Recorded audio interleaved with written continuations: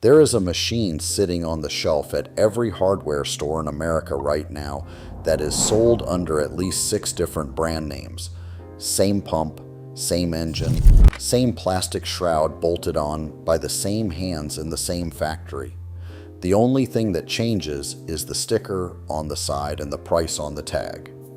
Why does one of these machines cost $300 while the machine next to it, built on the very same assembly line, costs hundreds more? And why are the companies behind these brands betting their entire business on you never finding out? Today, we are going to pull the logos off and show you who actually builds these machines, why most of them are designed to be thrown in a landfill, and the 3 things you should look for if you want a pressure washer that outlives your mortgage. If you have walked down the pressure washer aisle recently, you think you are looking at competition. You see Simpson, you see DeWalt in that aggressive yellow and black, you see Ryobi, Rigid, Generac, Craftsman, and a dozen others. And you assume these are rival companies, each engineering a better machine to win your money. That is the illusion. The reality is that a tiny number of companies build almost everything in that aisle. One contract manufacturer in Wisconsin called the FNA Group builds Simpson, it builds Delco, it builds Powerwasher, it builds the DeWalt gas units under a licensing deal. It builds Stanley and Craftsman models the same way, and it stamps out private label machines that wear a store's own name. That is 6 brands right there, off one factory floor.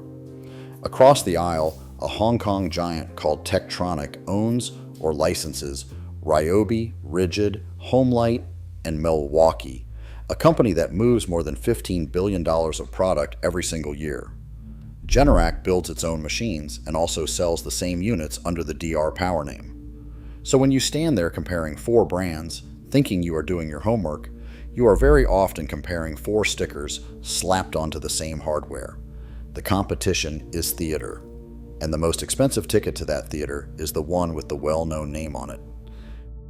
When you buy a DeWalt gas pressure washer, you are not buying a DeWalt. DeWalt does not build it. The yellow brand licenses its name to that Wisconsin manufacturer, the very same one that builds Simpson. These machines roll down the same lines, use the same family of engines, and use the same in-house pumps.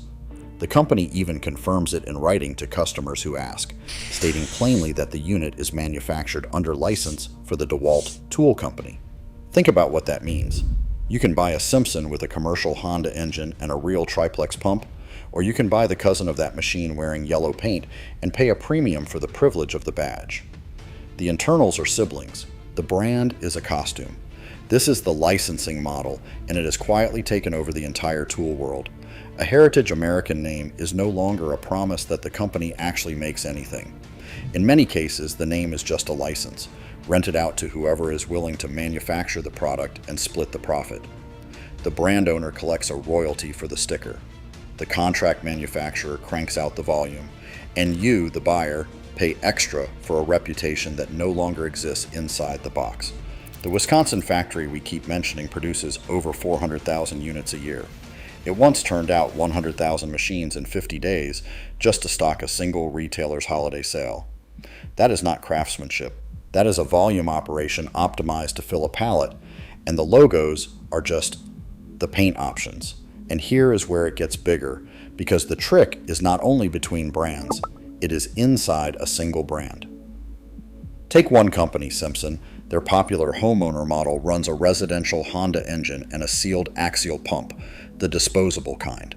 Their commercial model, sitting just a shelf away, runs a commercial Honda GX engine and a rebuildable triplex pump that will outlive it 3 times over. Same brand, same logo, same color scheme, completely different machine underneath.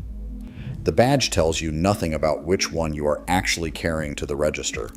So if the name on the front cannot even tell 2 of its own machines apart, what exactly are you paying for when you pay for the name?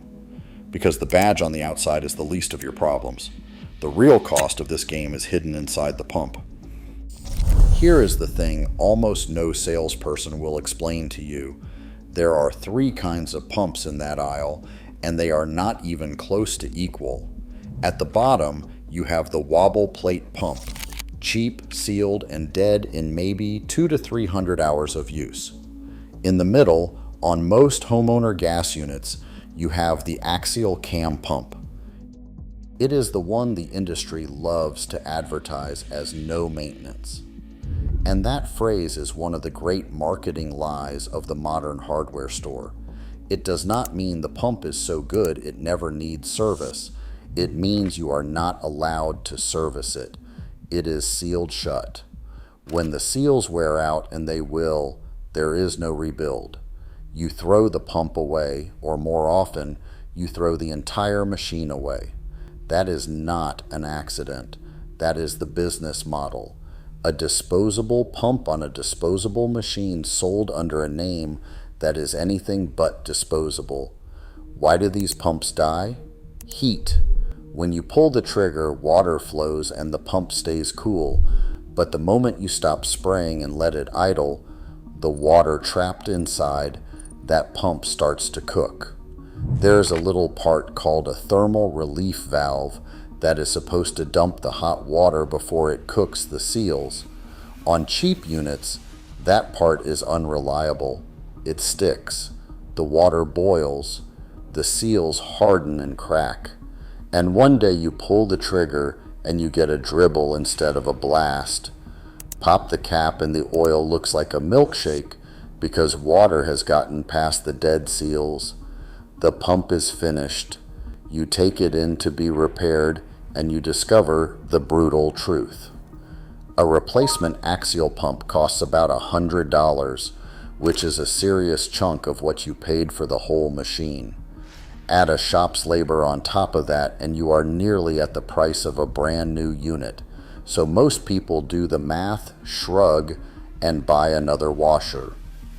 There is no warranty fight worth having over $100 part that lives outside the coverage window anyway, and the brands know it. Which is exactly what the manufacturer wanted you to do all along. Now compare that to the professional pump, the triplex plunger pump. This is built like a tiny car engine. 3 plungers driven by a crankshaft, running slower, running cooler, running at around 90% efficiency. And here is the magic word. It is rebuildable. Every seal, every valve, every plunger can be replaced. A contractor can rebuild the business end of one of these pumps in his driveway in under an hour with a simple kit that costs a fraction of a new machine. These pumps last 2,000 hours, 5,000 hours, and with care, well beyond that. The disposable axial pump and the rebuildable triplex pump can sit on shelves 3 feet apart, wearing similar pressure numbers, and the salesperson will quote you those numbers as if the 2 machines are equals. They are not equals. One is a tool, the other is a countdown timer with a handle. And if you think this is just a story about a few cheap brands, look at what happens when something goes wrong across an entire product line. When Generac had to recall pressure washers for a dangerous self-start defect, the recall did not just cover Generac machines. It covered the DR Power branded units too, because they are the same machines wearing different names. 1 defect, 2 logos, 1 recall, and it was not a handful of machines. The first recall swept up tens of thousands of units, and years later the company had to widen it to cover even more, every one of them carrying the identical fault under whichever name happened to be printed on the side. That is the cleanest proof you will ever see that the badge is just a costume. When the hardware fails, the truth comes out in the fine print, listing every brand name attached to the very same flawed machine. So if the whole aisle is a shell game, does that mean you should give up and just buy whatever is cheapest? No, it means you have to stop shopping like a consumer and start shopping like an auditor. Stop reading the big number on the front, the pressure rating, because every brand inflates it and flow matters more than pressure anyway.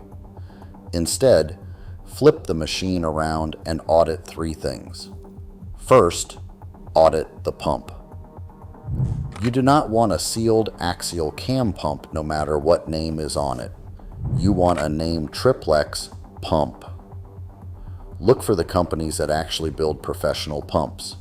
Anovi Reverberi, usually written as AR, Cat Pumps out of Minneapolis, or Comet, if the box brags about the brand on the washer but goes silent about the pump is the cheap kind, and they are hoping you do not ask. Second, audit the engine. On gas machines, do not just see the word Honda and relax. There are two Hondas. The GC and GCV engines are the residential line, lighter and shorter lived. The GX engines are the commercial line, with a cast iron sleeve and a low oil shutoff that saves the motor from a careless moment. The same Simpson body can come with either one. Pay for the GX, and be aware that below Honda sits an ocean of look-alike engines built by Chinese factories like Lonson and Lifen, rebranded under a dozen different names. Many engines that look completely different to you are stamped out of the exact same factory, exactly like the pumps and exactly like the brands. It is the same shell game one layer down. You think you are choosing between motors, but trace the castings back far enough and the trail keeps ending at the same handful of plants. Third, here is the best kept secret, the move that the people who actually do this for a living use every day. Skip the brand name washer entirely. Buy the parts.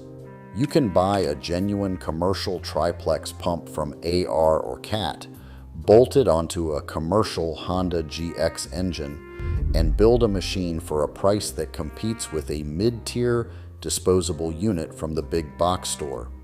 Except yours will be fully serviceable, fully rebuildable, and built to run for a decade or more. No license fee, no premium for paint, no planned death date.